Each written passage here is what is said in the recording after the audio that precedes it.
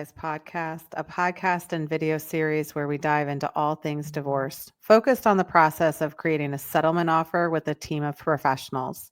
I'm Melissa Gragg, our financial mediator, business valuator, and negotiation expert. So today we're going to talk about valuation mediation topic that is all centered around making an offer. And this is going to be making your own settlement offer and potentially leading the negotiations. And this is an area that I feel most people kind of sit back and relax, and they hire an attorney or they hire an expert or a team, and they really wait for those professionals to take the first step for the settlement offer. And the reality is, when you initially file for divorce, the attorney is going to put together something that's going to look like a settlement offer. It's going to be your property statement or your income and expenses. And quite frankly, if you Google pro se divorce in your state, you're going to pull up all of the forms that you need to file for divorce. And in those forms are going to be the basis of the settlement negotiations or the settlement offer. So if we just start there, what is a settlement offer? So a settlement offer, what we consider would be a full settlement discussion. And it's basically a tool. It could be in a Word format, it could be in an Excel format, it could be a spreadsheet or, a verbal document, but it's basically going to be all of the things that you would agree to settle the divorce, to be done, to file with the court system, and to allow you guys to be separate forever. Now, typically what's included in a settlement offer is going to be financial issues. So it's going to be who keeps the house, who keeps the retirement, how are you going to split various other things like tractors or cars or things like that, right? And so your settlement offer is going to be your opinion or your position on what you want everything to happen basically in the divorce. And so what it could also include is a parenting plan that's going to determine how you deal with the kids going forward. It could be a mortgage analysis, which is going to deal with who can or cannot afford to keep the house, and if they could get another mortgage to replace the current one. You also may want to consider working with a coach, and the coach is really going to be in place of a therapist or using your attorneys and experts as therapists. And so a lot of times you're trying to figure out how you put all of these things together in an offer that your spouse will either start to negotiate from or provide some other opportunity or option of how to get settled. And so what we recommend is, if you start those negotiations and you lead by making the first offer, in some respects, you could have a little bit of an advantage. The advantage is that going into mediation, a lot of times people do not prepare. And so they don't put together an offer. They don't put together maybe preliminary valuations for various items like a house or a commercial building or a business, or a stock option. All of these things may need a value, and you may need to get a third party analysis for the negotiations. So again, if we go back to, you're probably going to go to mediation at some point in the divorce. That's just going to be an easy way for you to get in front of someone, even if it's a mediator, to kind of plead your case, to provide a position and an option for the negotiations. And so typically, if you put together a full settlement offer, that's going to be your best position to walk into mediation, provide that offer, and say, okay, what does the other side now say about the offer? It could be that the strategy is to provide that offer a week in advance or in the week sometime prior to the mediation. Why? Because that's going to be a key way that they can take a look at what you're offering, make some decisions, think about some of those positions, and then come to mediation with a response if they haven't responded to you prior to mediation. So, all of this is an effort to try to be more efficient and effective with the time, and because you're paying everybody by the hour. And so, the more you can put together some of this information or understand that a lot of it is the preliminary information that the attorney is already putting together to file for your case. So, if you've already filed, go back and look at those forms and see if you can utilize those forms to come up with a settlement offer. Okay. And that could be in any various ways. For the most part, we want to make it very simple and clear so that the other side can understand what we're doing. Also, the mediator is coming into the situation not knowing anybody. They may know the other lawyers, they may know the experts, but they don't know you and your spouse. And so, one thing is you could prepare in that settlement offer a one-page summary that's going to help them understand the facts of the case. And so you might start with three main issues, and the main issues could be the kids, the house, the business, right? Maybe it's retirement. And then you're going to say, here's the things that you might need to know about the house. The house is run down. The house needs $100,000 of improvements. The house is whatever, right? The big picture items of the house. Then with the kids, what should they know about the kids? Well, maybe one of the kids is autistic. Maybe we have a special needs child. Maybe we have a traveling parent. Maybe we have a stay-at-home parent. All of these things are very important because it also helps determine who is going to stay in the house or where a new house needs to be purchased if we need to stay in the kids' school district. A couple other things that you could present about the business. If you potentially have a business, one of the things that people wait for is they wait for the business owner to come up with a valuation. And so you enter into mediation. And what if the business owner, assuming that your spouse is the business owner, what if they don't bring a business valuation? What if they come to mediation and just say, I really think the value is $1 million. And you might say, well, I guess that makes sense. And then you ask a valuation expert, does it make sense that this business is worth $1 million when it makes 850,000 on the bottom line? It's profitable by 850,000. Does that really make sense? And on the surface, I would say, no, it doesn't make sense. So we would need to look a little bit further. But a preliminary business valuation is going to be basically a cheaper version of the valuation. And so because you are in negotiations, you're in litigation, or you're in mediation, the business valuator is capable of providing you some valuation summaries.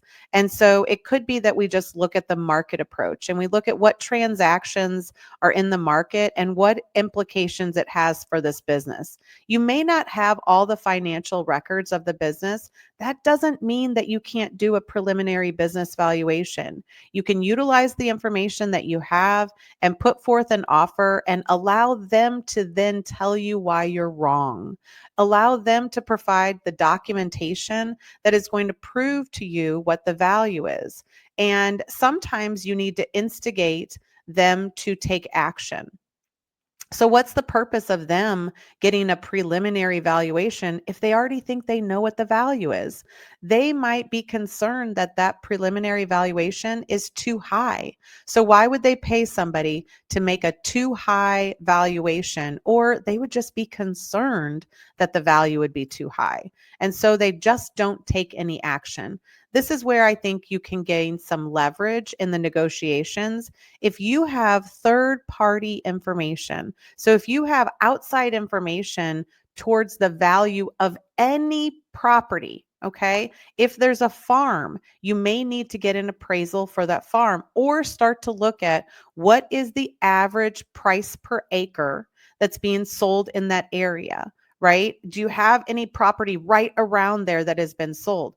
Those are the types of things. Now, if you just come up with a number and you go into the negotiations like they're coming up with a number, the mediator is going to look at both of you and say, okay, Do you guys want to split it down the middle? Now, does that seem reasonable? You both have come with a number. And if the mediator then wants to split it down the middle, where are you going to go from there? So one of the things in a preliminary business valuation is that you would be taking a one-page summary into mediation, and it would show how this business could be valued. It could be a range of value to just give everybody a reasonable view, and you want to present and you want to bring some documents to the mediation that actually you can provide to the mediator. Now, understand, if you give anything to the mediator or you speak anything to the mediator, the potential is that that information is going to go to the other side. They're going to take that information and try to use it in order to get things settled. The mediator is only focused on settlement, and so they don't always care about all the details or the minutia. They just, at the end of the day, want to be like, great, we have an agreement. See you later. My success rate is 100%. So in that capacity, if you are more prepared going into the mediation, it could be that decisions are made based on the numbers you bring to mediation, especially if the other side doesn't bring any numbers. And so a couple other places that you could consider getting some additional information from a third party resource is if you need to create a parenting plan for children. And don't be confused that you only need a parenting plan if your children have special needs, or you have an ADHD or autistic child, or maybe a child with some disabilities. For the most part, we recommend a parenting plan for any couple that has children that maybe have had difficulty in communicating, which is what is leading to the divorce.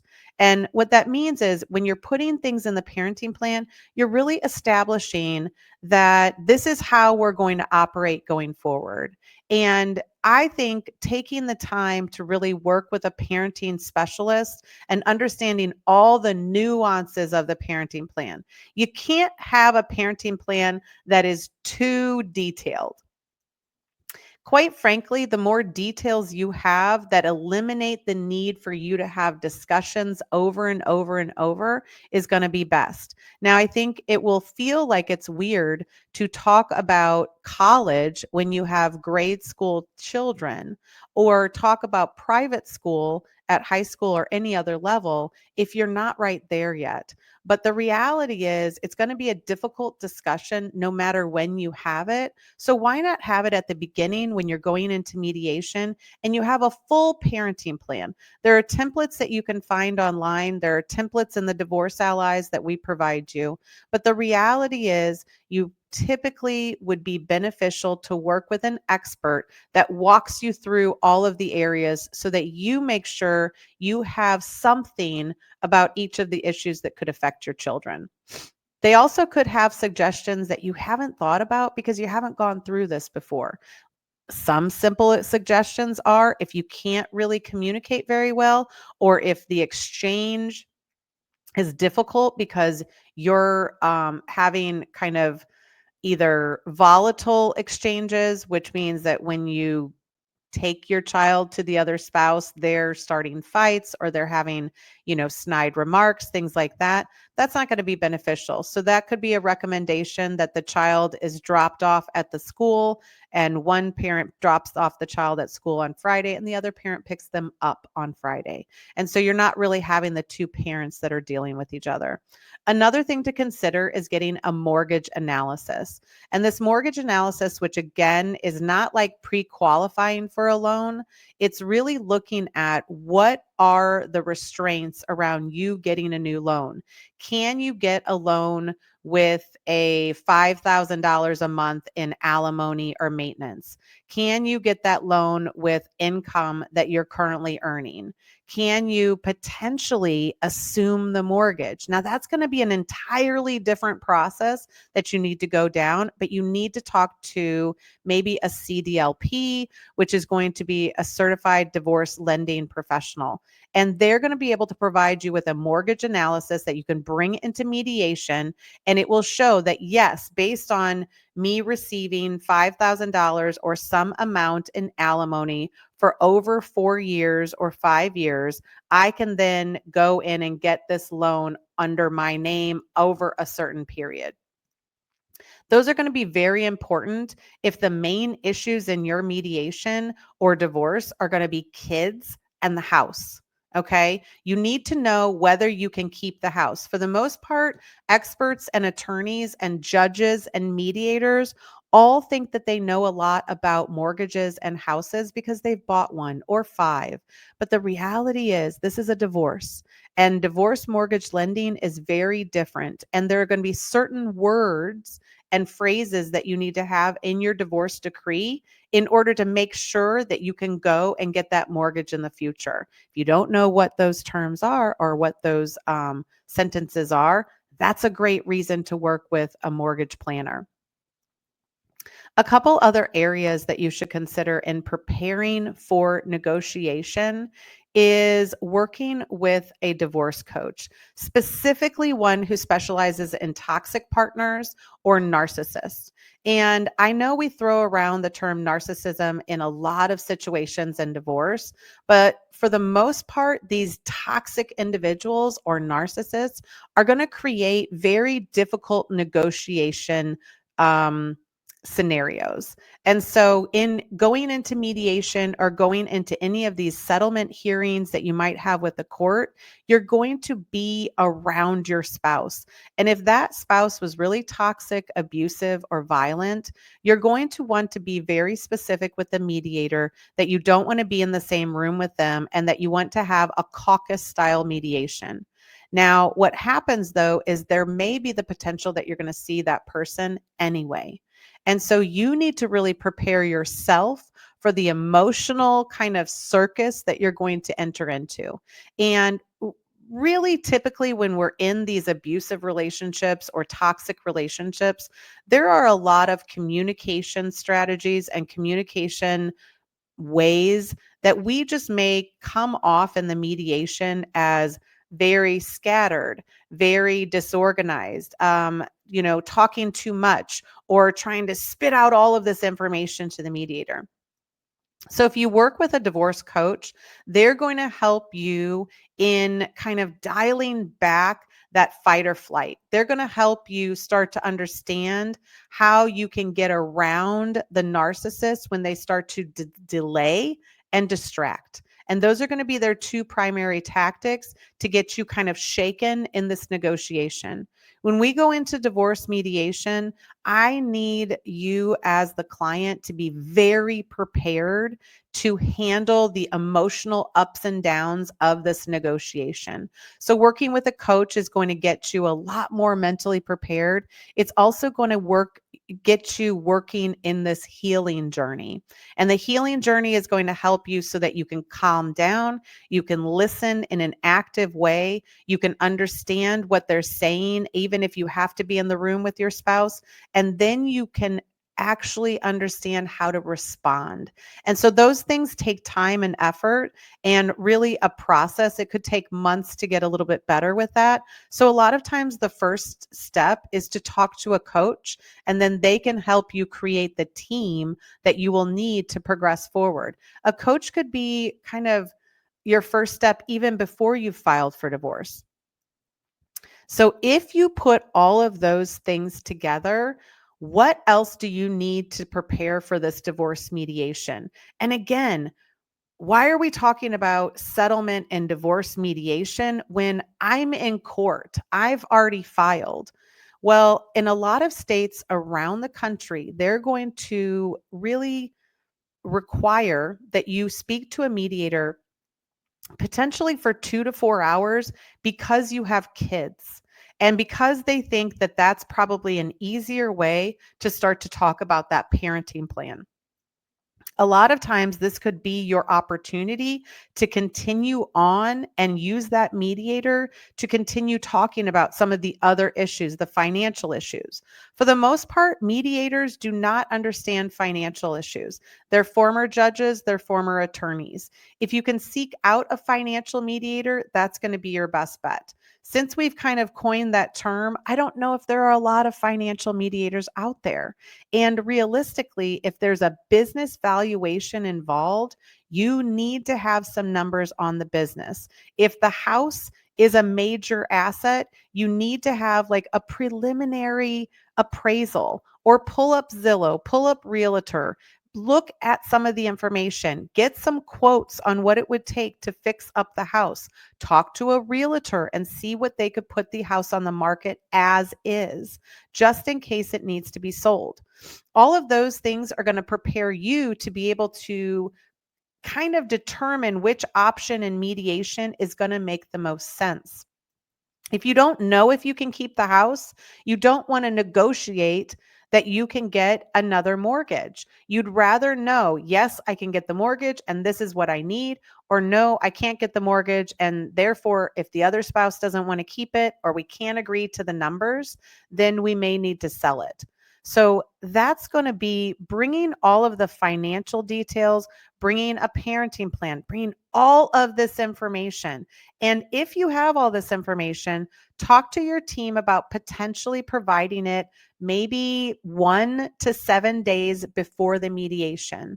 A lot of times attorneys or anybody in litigation, they don't want to give any information before they have to. And I completely understand that. But if you want them to come prepared to negotiate and you're already hyper prepared to negotiate and you want to get this settled, then you want to make sure that everything is in line so that that could potentially be a successful mediation. So, what if you get to mediation and it fails? That's going to be the thing that most people are really concerned about. And I would say, for the most part, that first mediation, you should assume that you're going to say no the entire time. And you're not going to say yes until maybe the very end if we get to the right numbers or if we get to the right offer. You can't take on the pressure of making sure that the mediation is going to be successful when you have a very complex issue. If you have business valuations, if you have property, if you have kid issues, all of those things could mean that you need several mediations in order to be successful. So don't look at that first one as a failure if you don't actually get everything settled. Use it as a jumping off point. A lot of times, if you have a toxic spouse, you're really using mediation to flush out the documents. For the most part, again, remember what we talked about. Narcissists and toxic spouses are going to have delay and distract. And so, if they're continuing to delay the litigation process, the mediation then is a way that you can get in front of somebody quicker. If they are delaying and distracting you by not giving you all the documents that you need, you go into mediation with a list of documents needed. You talk to everybody and the mediator and say, well, we'd love to be prepared, but we don't have all of the documents. Can we first talk about when we can get the documents? Can they provide the documents then?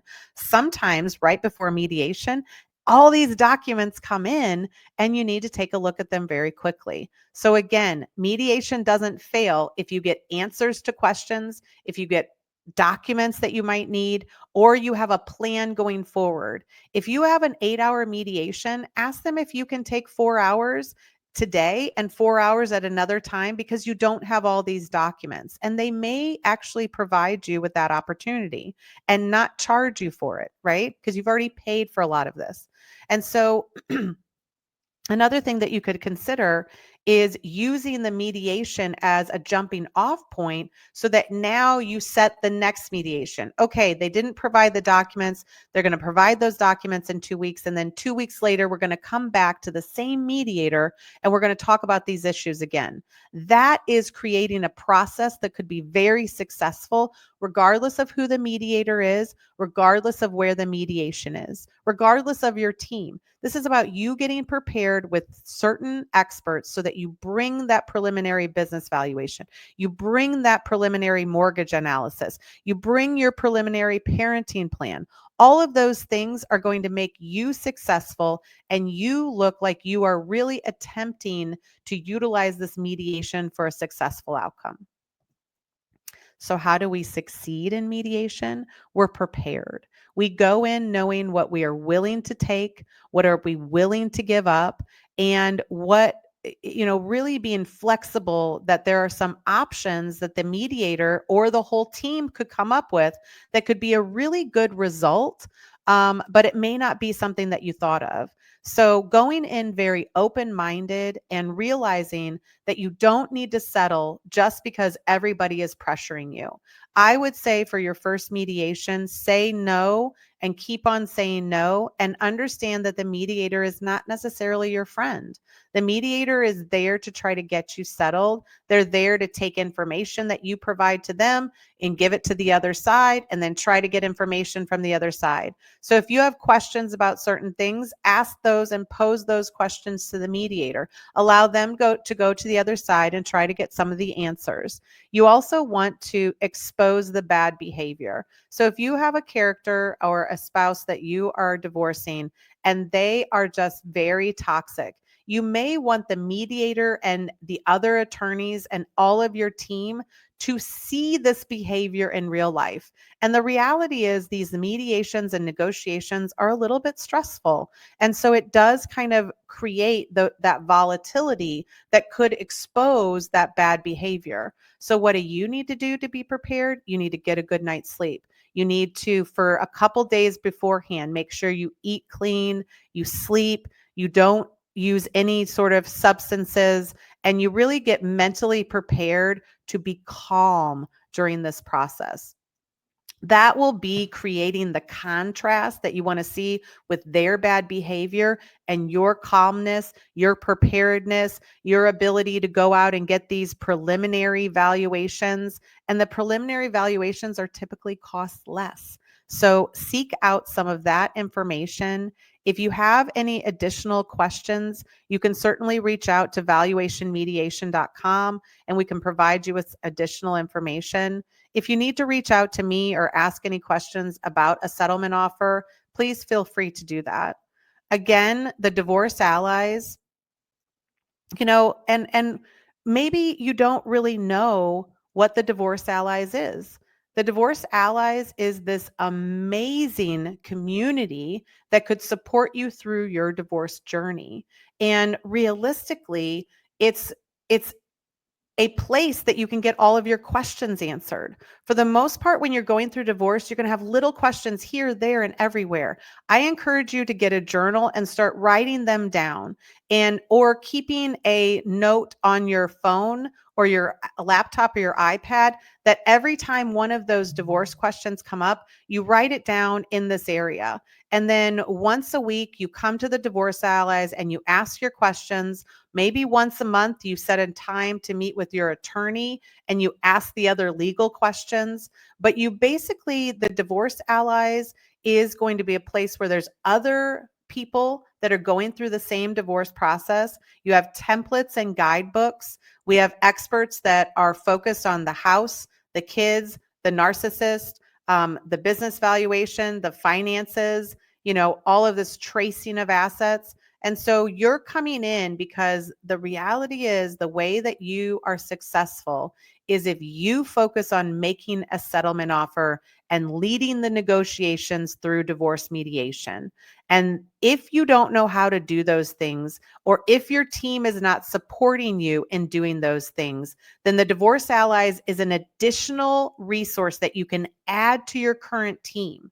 You can add this sort of community support that you're getting all of these pieces of the puzzle. Sometimes you need to move forward with one of the experts to get that preliminary assessment, right? Or reach out to somebody in your area and say, hey, do you do a preliminary mortgage analysis? Do you do a parenting plan? Can we meet with you to put that together? Do you do a preliminary evaluation? And if those people don't do those things, come back to the Divorce Allies and reach out to one of our professionals. Most of us will provide you with an initial meeting that is complimentary, and then talk about your issue and see if there's a way that you can economically and efficiently get through this process. That is one of the ways that you will maintain control over the divorce process and hopefully seek to find a very successful outcome. And a very successful outcome would be something that's very close to your settlement offer or a version of your settlement offer. So, again, if you have any questions, reach out to us and continue to enjoy the Divorce Allies Circle as we guide you through your divorce journey.